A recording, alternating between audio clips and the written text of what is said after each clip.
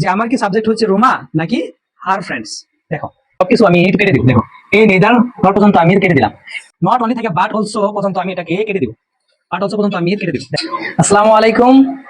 আজকে আমরা নতুন একটি ইংলিশের টপিক নিয়ে চলে এসেছি, যে সেটা হচ্ছে সাবজেক্ট। যে সাবজেক্ট কে আমরা চিনি না, অনেক পেজ লাগে। যে আমরা এমসিকিউ যখন সলভ করতে যাই তখন আমাদের অনেক পেজ লাগে, যে এটা না এটা, এটা না এটা। মেইনলি হচ্ছে সাবজেক্ট। এই সাবজেক্ট হচ্ছে চারটা জিনিসের পরে বসে। দেখো যে পরে বসে, আর নয়টা জিনিসের আগে বসে। সেই 9টা জিনিস আমরা অন্য একটা ক্লাসে দেখব। আজকে দেখব যেই চারটা জিনিসের পরে সাবজেক্ট বসে। যে প্রথম হচ্ছে নেইদার নর, আর হচ্ছে neither or, not only but also, যে ডট ডট অর। এখন হচ্ছে আমি তাও বুঝলাম না যে আমি সাবজেক্ট কিভাবে চিনি। তো চলো আমরা প্রথম দেখে যাই। যে এখানে আমাকে বলছে যে বার্ব আমার কোনটা বলছে। মেনলি হচ্ছে সাবজেক্ট চিনবো। সাবজেক্ট চিনে আমার কি লাভ? সাবজেক্ট চিনলে আমি বার্ব বসাতে পারবো। তো সাবজেক্ট অনুসারে কিন্তু বার্ব বসে। এখন যদি আমি দেখি যে আমি লিখলাম এটা লিখলাম, এখানে কি কি তুমি এম লিখবা নাকি তো আপনি লিখবা? এই সাবজেক্ট অনুসারে আমার বসে বার্ব। যদি আমি সাবজেক্ট না চিনি সেখানে কিন্তু আমি বার্ব বসাতে পারবো না। এজন্য হচ্ছে সাবজেক্ট চিনা জরুরি। তাই যে চারটি জিনিস আমি লিখেছি সেই চারটি জিনিসের পরে আমি যে সাবজেক্ট কে খুঁজে পাবো। তো চলো আমরা দেখি। ইদার সাদিক নর হার ব্রাদার্স।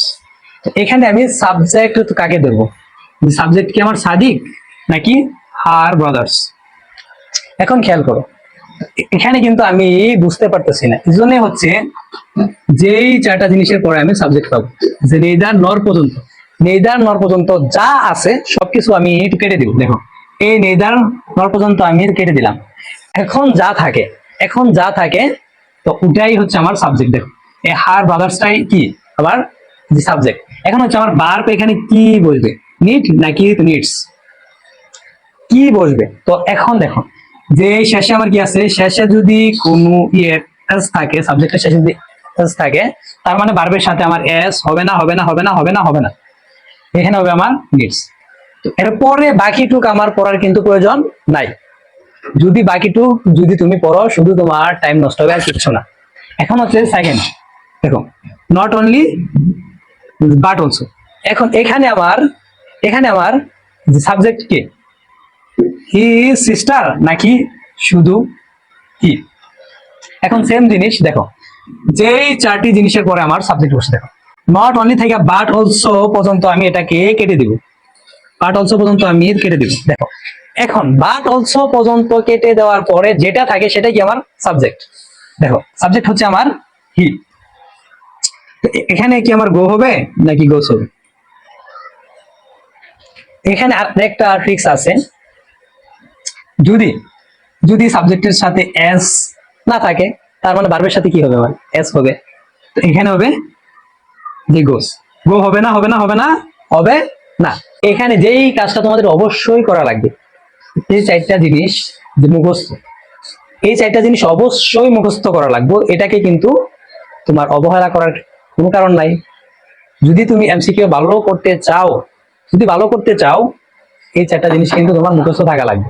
এরপরে হচ্ছে নেক্সট যে ক্লাসটা, ওখানে বাকি 9টা নিয়ে আমরা কথা বলবো। যেই 9টা জিনিসের আগে আমি যে সাবজেক্ট পাবো। আর এটা কিন্তু পরে পরে আমি আবারও বলতেছি, সেই চারটা জিনিসের পরে পাবো আমি সাবজেক্ট। আর বাকি দিন আমরা ওগুলো নিয়ে কথা বলবো। এখন হচ্ছে লাস্ট যেটা, দেখো যে আমার কি সাবজেক্ট হচ্ছে রোমা নাকি হার ফ্রেন্ডস।